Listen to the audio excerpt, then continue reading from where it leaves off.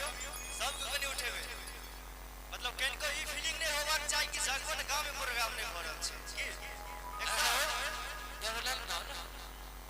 काकी सब ने उठल कह वह बात त कहलिए उठा लिया या खाली हाथ उठा लिया अम्मा के दरबार में चबूतरा पर बैसल छिए हुनका अंगना में बैस के हुनका कोरा में बैस के आ एते बड़का मिठाई नहीं निक लगै छै हाथ उठा लिया दुनू हाथ उठा लिया तो काज करत हुआ तो उठा लिया हां अब देखिए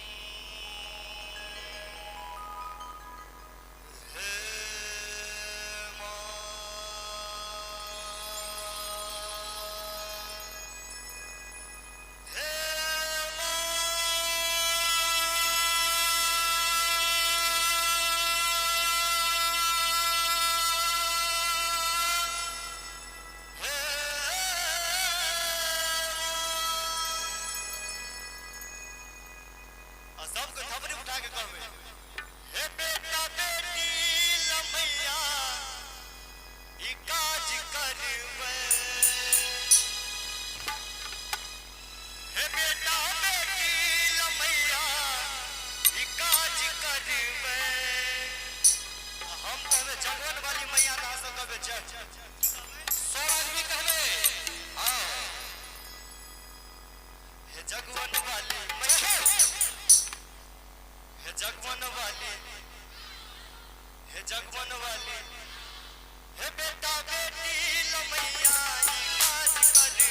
हे बेटा बेटी लमैया ई काज करबे भैया हे जगवन वाली उच्चैठ वाली लगमा जग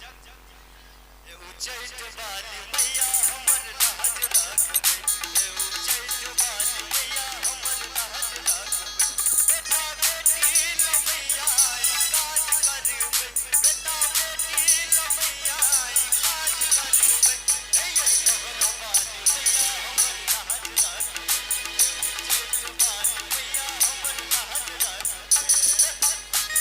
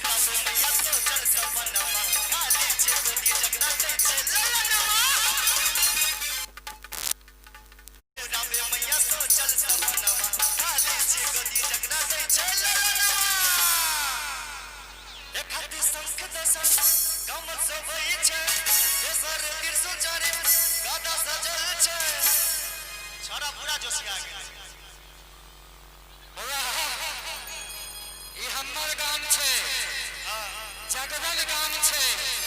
एत नस नस में कीड़ा भरल छे क्या बात है तो सबके झूम के कहो खाली झुमा के बेटा